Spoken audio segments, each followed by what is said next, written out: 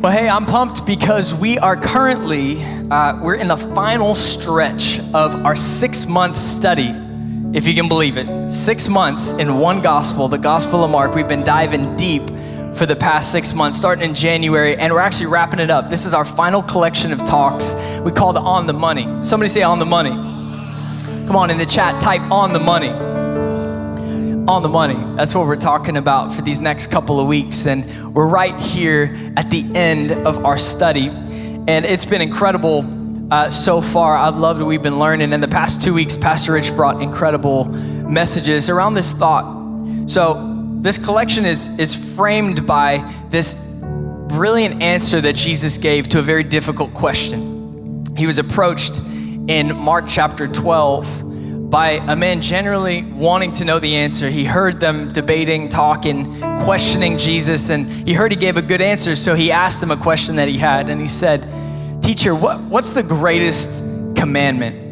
And Jesus gave him this brilliant answer. He said, "Love the Lord your God with all of your heart, with all your soul, with all your mind, and with all of your strength." And that simple little answer is serving as the framework for our whole conversation in this collection. And we're in week 3 right now. Week 1, we got to talk about this first word, loving God with your heart. And Pastor Rich brought a message called What God Wants. We went to this case study of a woman named Mary. She's the sister of a guy named Lazarus, who maybe rings a bell. Mary got to see Jesus raise her brother from the dead. And what we see is that in this exchange, this interaction at the table, Mary breaks all the social norms. She breaks the rules. She approaches a table full of men. She interrupts the dinner because she can't contain her love for Jesus. It's overflowing out of her heart. It's a picture of what it looks like to love God with your whole heart. Like her love pouring out, she breaks an alabaster box and she pours perfume all over Jesus. And people object, but she doesn't care, because she has some uncommon obedience. She has some uncommon devotion. She has some uncommon faith, and nothing's gonna stop her from telling Jesus how much she loves him. So we talked about loving God with your heart. Last week, we had an intense conversation about loving Jesus, loving God with your soul. And we kind of looked at the opposite end of this spectrum in a message called Don't Sell Your Soul.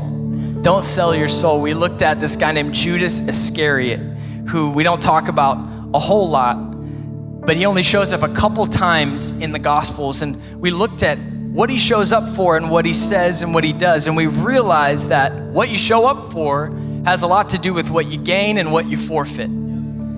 Jesus said, "What does it profit a man to gain the whole world but to forfeit his soul?" You and I were in a spiritual fight, but often we don't fight back, we just forfeit. Often we say we're fighting, but really we're just forfeiting. We're giving in, we're giving up. And this week we're gonna focus on that third little word, love God with your mind. Love God with your mind. And I wanna talk to you from this simple thought. The answer is right on the money. The answer, somebody say that. The answer is right on the money. Type it in the chat. The answer is right on the money.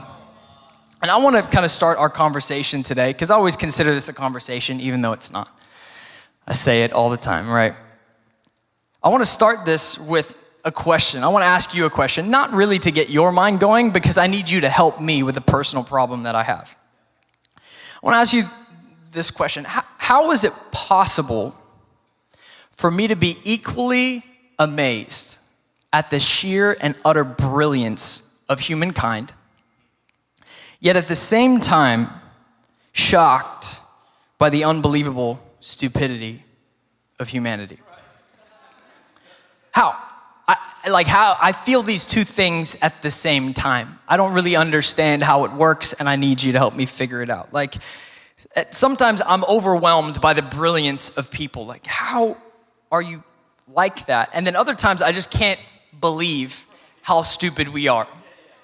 Like, how could you think that?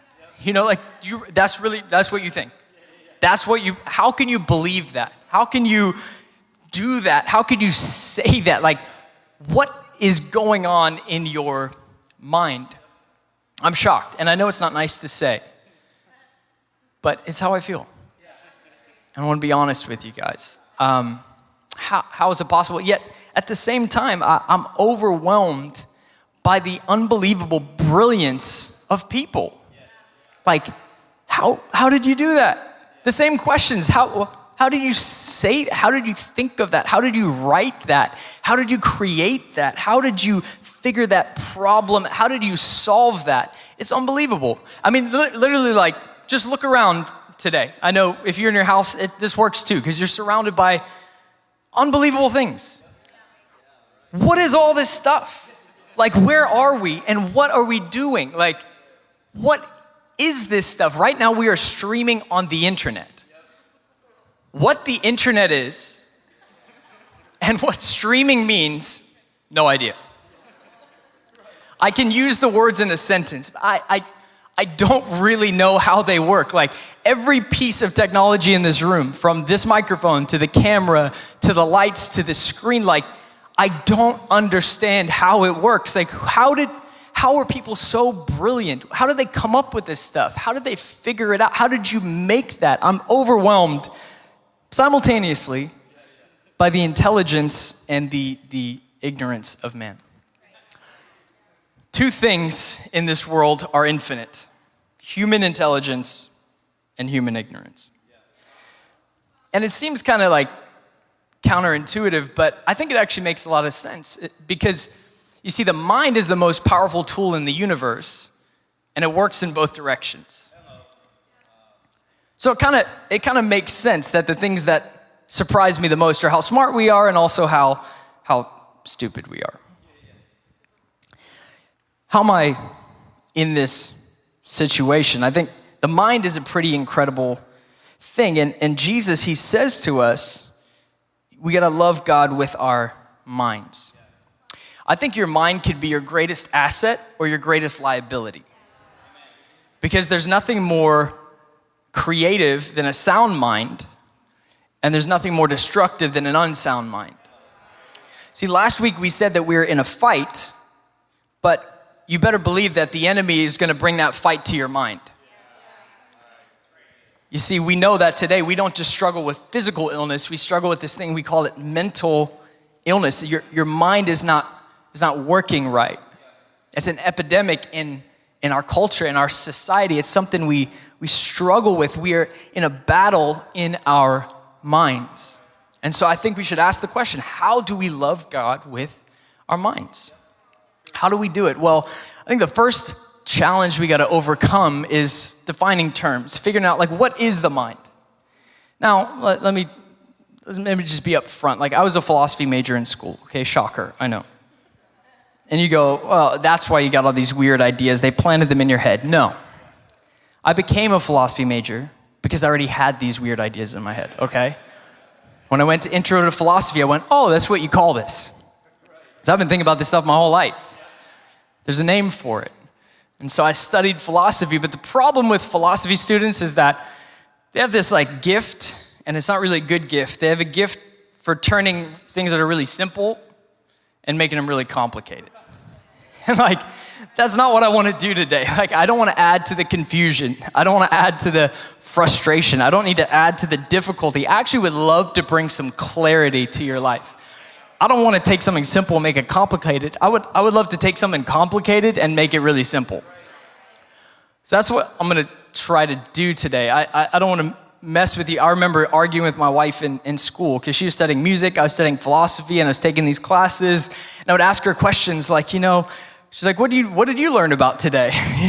I'm like, well, in metaphysics, we were talking about what personal identity is and how it persists over time. And she's like, it's obvious. Like, it just does. Like, I don't know. Why are we asking these questions? It's like, is this really a table? Like, yeah, I think it is. No, I think again. It's like, just let me enjoy my breakfast, okay? Like, can you just give me a break, Oh, you decided to order the sandwich, right. Yeah, I think not. It's like, okay, well, it's philosophically impossible, but I do it every single day. Okay, so I don't know what to do with that. So I don't want to confuse us. I don't want to make it hard. I want to make it as simple as I possibly can. We're talking about loving God with our heart, our soul, our mind, and our strength. And the truth is, what these things are philosophically, I can't tell you. I don't really know. Like what they are in reality, like what is your heart? Where is the heart? What does it look like? No idea, okay? Where's the soul, man? Can I touch? No, I don't know. However, I think conceptually, it's pretty simple. Like, it doesn't have to be that complicated. Like, in reality, I don't know, but like, symbolically, what these things represent, I think is straightforward. I think we can actually all agree on that. So, love God with your heart. What does your heart represent? It represents your emotions, represents your feelings, it represents your passion, represents your desires. What does your soul represent? Well, simply stated, like your soul represents the deepest, realest part of who you are. Your soul is the real you. So I know it's kind of vague, but we get it. Like that's what we're talking about. So when we start talking about loving God with your mind, well, what does the mind represent? The mind represents your thinking, represents your perspective, represents your understanding, your reason, represents the way you see things, represents your knowledge. So when Jesus says love God with your mind, he means love God with these things, with the way you think and the way you reason and the way you see the world and having a godly perspective and a godly understanding and growing in your knowledge of him. That's loving God with your mind. We don't have to make it all that complicated. And today we're going to go to a case study in the Gospel of Mark, as we've been doing each week. We're going to look at a story that helps us illustrate and understand and unpack this idea. Now, the thing about these 4 case studies is that they all have a common theme or a common denominator. And that common theme is money. Now, I know money's like an uncomfortable or a controversial subject in church. And I think the fact that like we don't always want to talk about it is probably a great indicator that we definitely should talk about it. Like if you have anything in your life that you go like, no, let's not talk about that thing, you should probably talk about that thing. So let's take some time to talk about money, okay? We're gonna get into it. There are 3 main kinds of money, forms of money. 4 if you count crypto, and you probably should. Separate sermon, separate day, okay? 3 basic kinds of money. You've got commodity money. Everybody say commodity money. Commodity money is money that is intrinsically valuable and useful. So it's valuable because of the commodity of which it is made. So examples of this would be like gold and silver, and back in the day, like tea and fur pelts and salt. And for all of my, former prison members, it's cigarettes, things like that. It's like stuff you use to trade because it's useful. Like people used to use salt as money because it helps you preserve your food and stay alive, So it's intrinsically valuable, it's intrinsically useful. The second kind of money is called representative money. Now representative money, it's not intrinsically valuable, but it represents something of value. So what you might get is you might get a receipt or you might get a note that gives you a claim to a commodity. So if you have a warehouse receipt that says, hey, all the stuff in this warehouse belongs to Dakota Duran, that's representative money. It represents something of intrinsic value and use. You with me? The third kind of money is what's called fiat money. Fiat money, not the car, fiat money, okay? And what fiat money is, it's kind of different because it's money that is not intrinsically useful, it's not intrinsically valuable, and it doesn't represent anything of value. So how is it valuable at all? Fiat money is money that's established by authority. So say that a government says this is worth something, and we all agree and we use it to exchange stuff. So the fact that you accept dollars for my stuff is good enough. So back in the day, the American dollar was a representative currency, meaning we use this thing called the gold standard. So every dollar in circulation was backed by gold, right? They had gold tucked away somewhere like Fort Knox or wherever, Somewhere around the 30s, we started moving away from it under Roosevelt. In the 70s, we abandoned it under Nixon. And now we're left with this thing called fiat money. What in the world are we talking about? What I'm getting at is this. Okay, I say all of that. I know you said you were going to make it simple. Now it's complicated. You've lied to us once already. I don't trust you anymore. No. I say all that to say this. Money is an idea. So, like the kind of currency we're using today, it has no intrinsic value and it has no useful value. It's only valuable because we all agree that it is. It's only valuable because we're willing to accept it in exchange for things that have real intrinsic value, right? Money's an idea, and it's an idea that is more influential and more powerful in our lives and in our society than I think we realize. I think money affects the way that we think day to day. I think money affects the way that we interact with and have relationships with people. I think money is doing more behind the scenes in our minds than we really realize. It's not just a thing, it's a concept and it's an idea. And it shapes our daily lives. You see, money is not just money. Money is a representation of value. See, when we're talking about money, we say things like, what's he worth? What's your net worth? It represents our value, and I think that our value is more tied up in money than we even realize. All right, let's just go to our case study for tonight. We're going to the Gospel of Mark. We're still in Mark chapter 12, starting in verse 13. If you got your Bible, you can turn with me. We're gonna have it up on your screens as you're watching online. Mark chapter 12, verse 13. It says, later they sent some of the Pharisees and Herodians to Jesus to catch him in his words. They came to him and they said, "Teacher, we know that you're a man of integrity. You aren't swayed by others because you pay no attention to who they are, but you teach the way of God in accordance with the truth. Is it right to pay the imperial tax to Caesar or not? Should we pay or shouldn't we?" But Jesus knew their hypocrisy.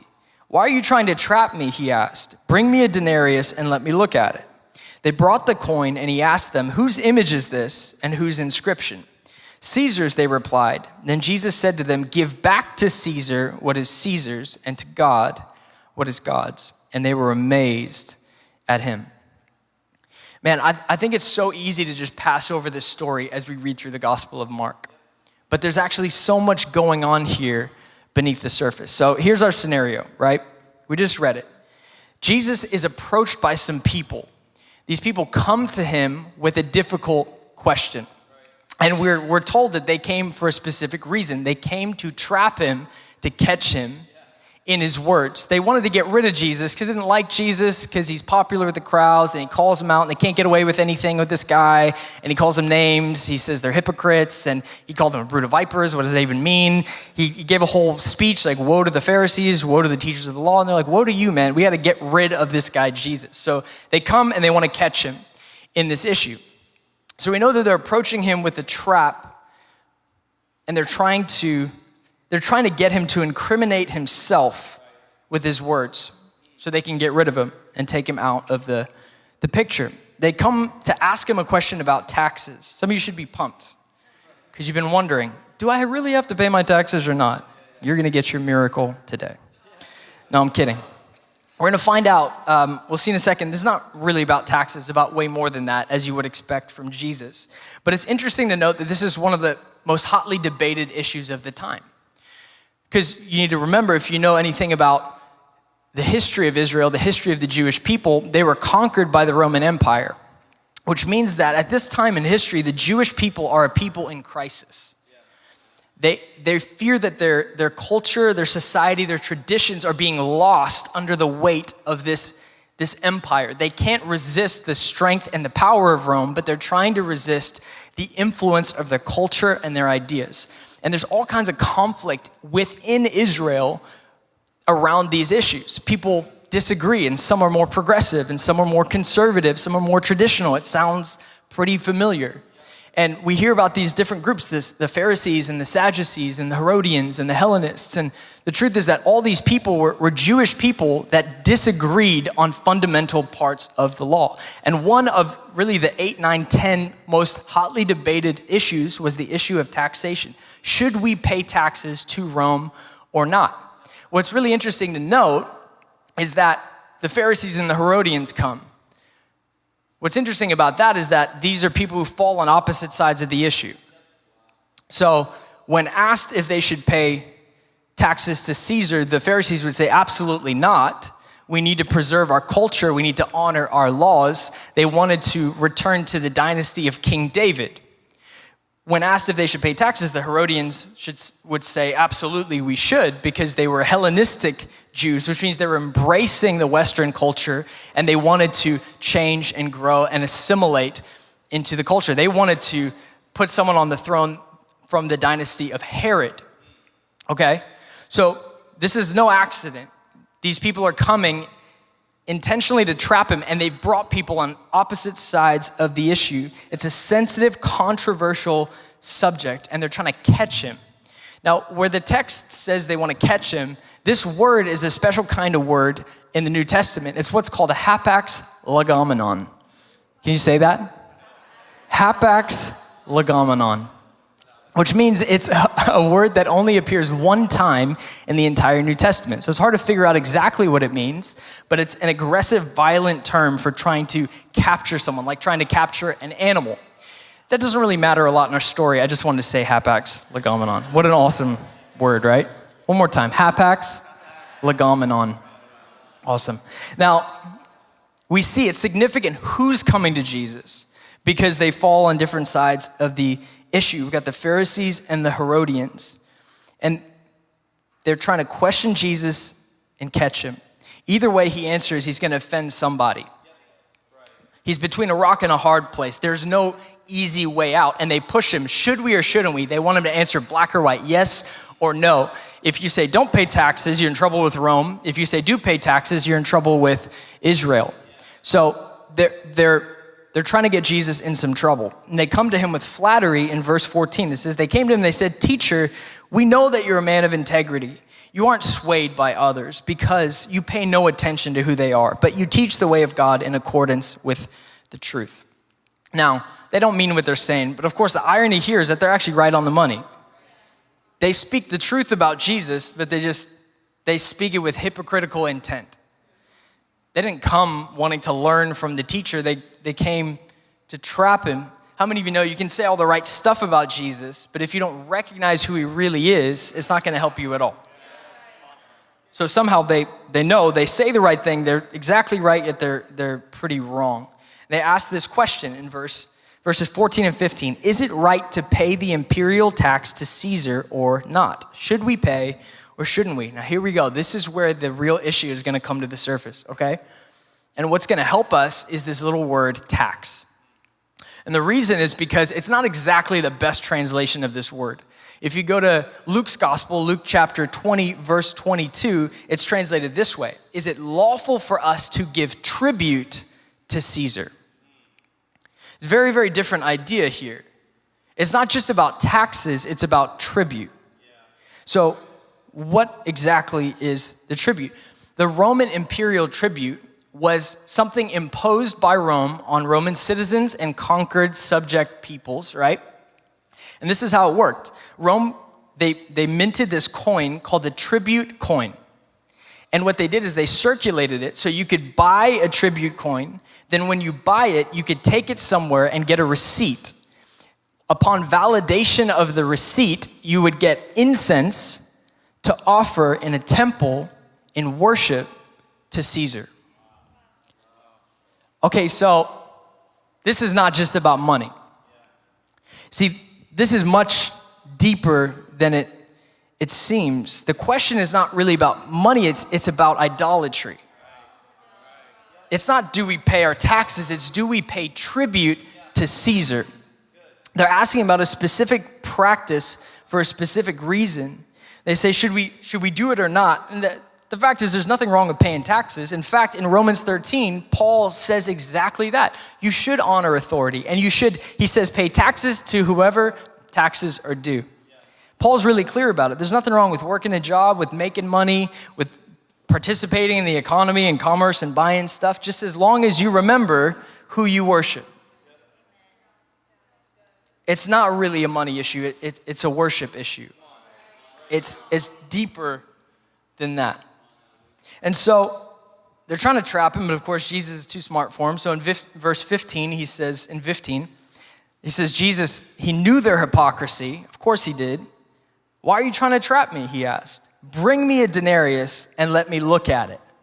Now, I like this because, again, you don't know the context. You don't realize this is actually funny because we know through the other Gospels that the place where this conversation takes place is what's called the Temple Mount. Now, if you know anything about the temple, it was illegal in Jewish law to bring Roman money into the temple. So they ask him, should we pay tribute to Caesar or not? And he says, someone bring me a denarius. What this is like if someone came to Jesus and said, hey, Jesus, is it okay for us to watch pornography? And he says, well, pass me a Playboy. And someone goes, oh, yeah, sure. Oh, okay. Well, we found out where you stand on the issue. Jesus hasn't shown his cards yet, but this guy, whoever gave him the coin, we realized, oh, okay. He's on that side. He's probably a Herodian, probably a Hellenistic Jew. He gives Jesus the coin. And in true Jesus fashion, of course, he answers their question with a question. I heard it said, why does a Jew answer a question with a question? Why not? Verse 16, it says, they brought the coin and he asked them a question. Whose image is this and whose inscription? Caesar's, they replied. Whose image and whose inscription? The question that I asked myself when I was reading this, because I realized it's not just a fairy tale, it's a real story that really happened. So what is Jesus seeing when he's looking at the coin? Whose image and whose inscription? Well, we know the answer because Jesus is talking about the imperial Roman tribute, and he's living at the time when a man named Caesar Augustus Tiberius was the emperor of Rome. So in all likelihood, Jesus is looking at what's called the Tiberius tribute coin. And the cool thing is that we have those. So we're gonna throw up an image for you online so you can see what it looks like. This is the tribute coin that Jesus was looking at that day. And he says, whose image is on this coin? Well, the answer is Caesar Augustus Tiberius. It's Caesar's image. But don't miss the second question that Jesus asks. He says, and whose inscription? And I asked myself this week, what was the inscription written on the coin? We know that the image is Caesar's, but they don't answer the question. So I looked into it and I found out something pretty interesting. The inscription on the Tiberius tribute coin read, Caesar Augustus Tiberius, son of the divine Augustus.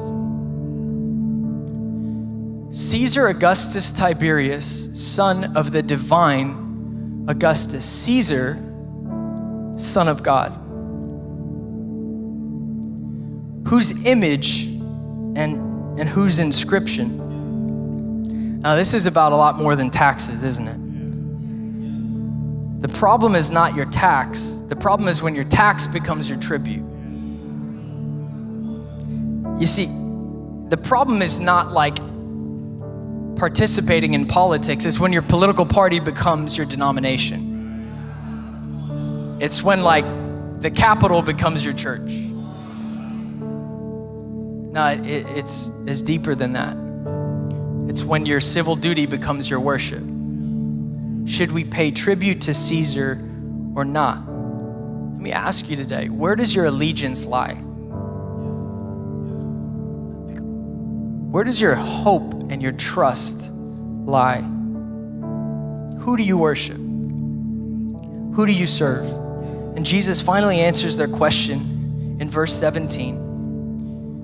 Jesus said to them, give back to Caesar what is Caesar's, and to God what is God's. And they were amazed at him. And it's about as brilliant an answer as I've ever heard.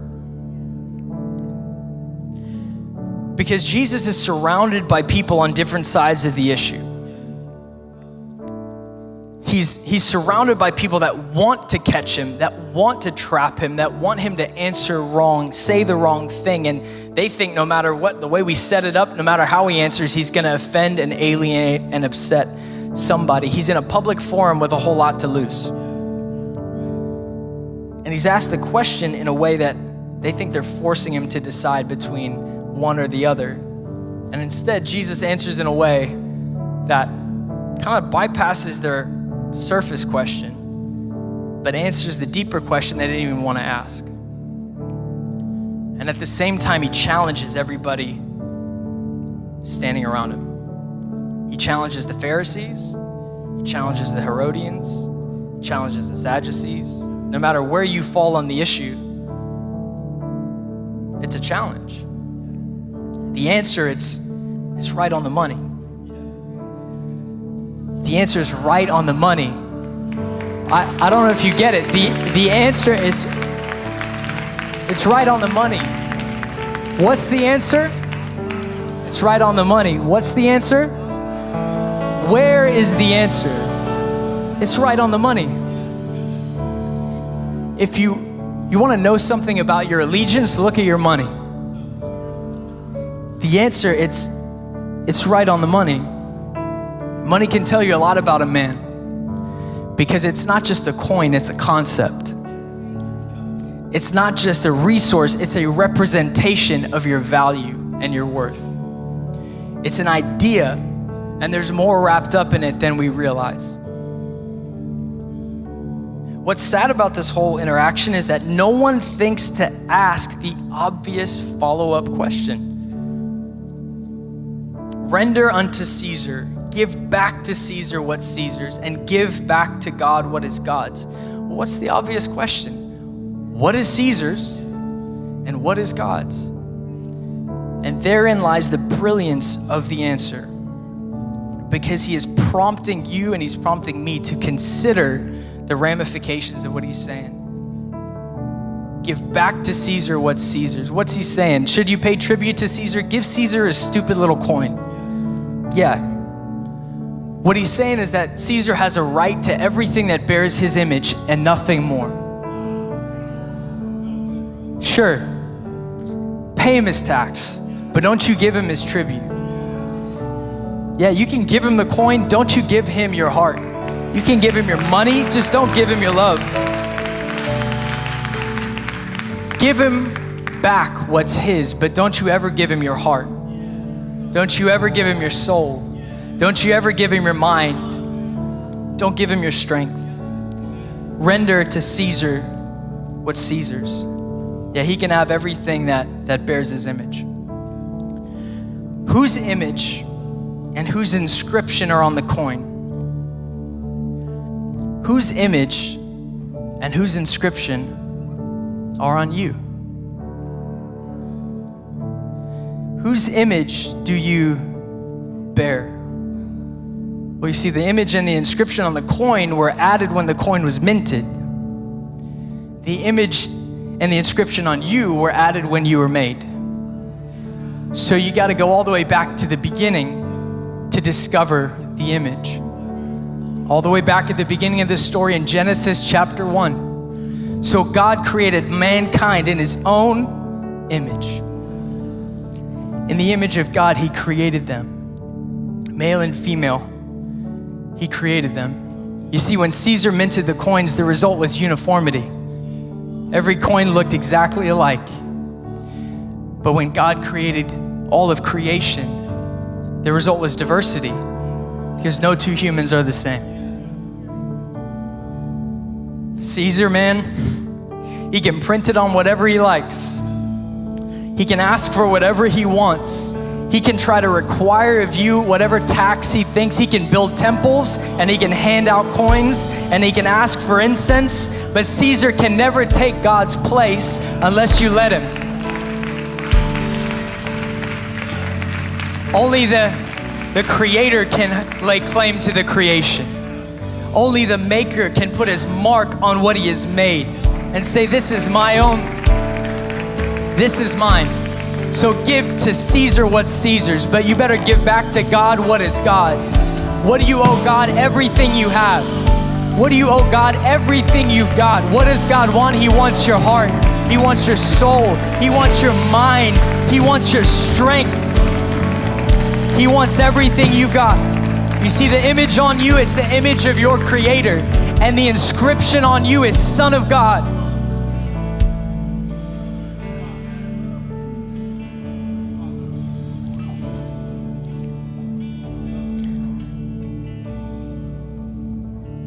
Whose image and whose inscription?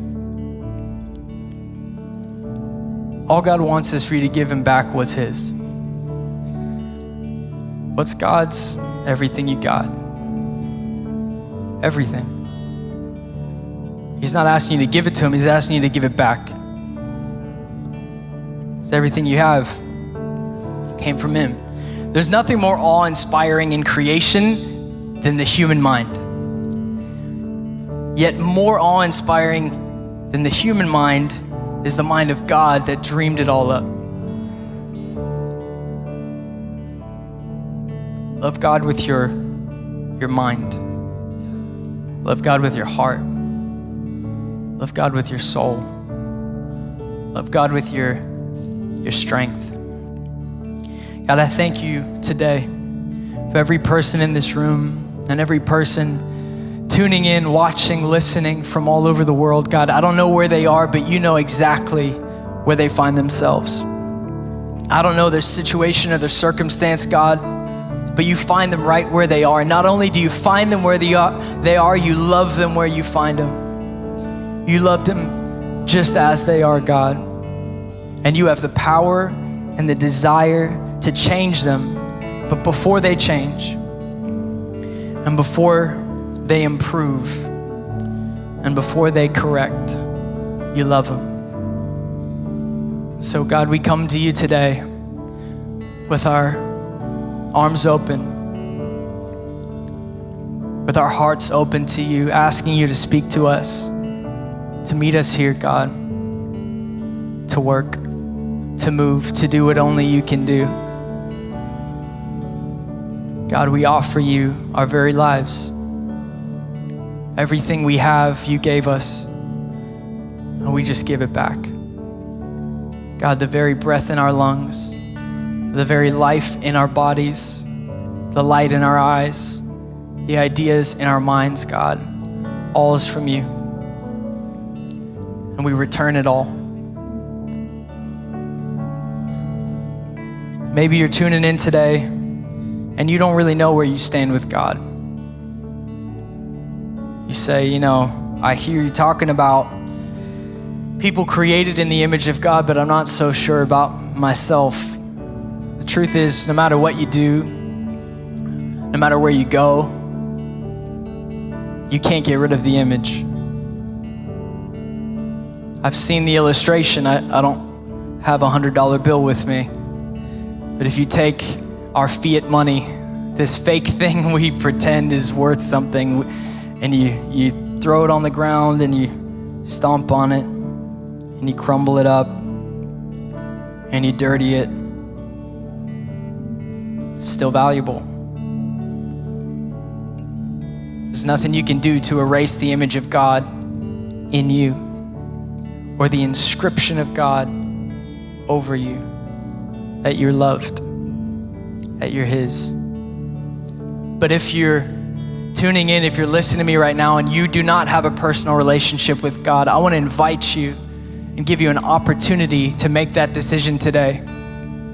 To say, God, I want to pass from death to life. I want to offer you everything that you've given me. I want to give it back. God, I have nothing else to give other than me. And that's all he wants. So would you just repeat this prayer after me? Say, Jesus, I thank you that you gave your life so that I could have life, that you died on the cross, that you went to the grave, and that you rose again so that I could live. And so Jesus, I put my trust in you right now. I lift my heart to you. I lift my mind to you. I lift my soul to you. I lift my spirit to you. God, I respond in faith to your invitation. I ask that you would save me. I ask that you would change me. I ask that you would forgive me. And I would ask that you would do what only you can do in my life. In Jesus' name. Come on, in Jesus' name. Hey, Rich Wilkerson here. I want to say a big thank you for watching today's content, believing and trusting that it impacted you. And if it did help you or encourage in any way, I would love for you to like it and share it with some other people. Make sure to subscribe to the VOUS Church YouTube page where you can get more content just like this. And while you're there, go peruse the gallery, as they say, and see past talks and past content that I believe is going to help you. I love you.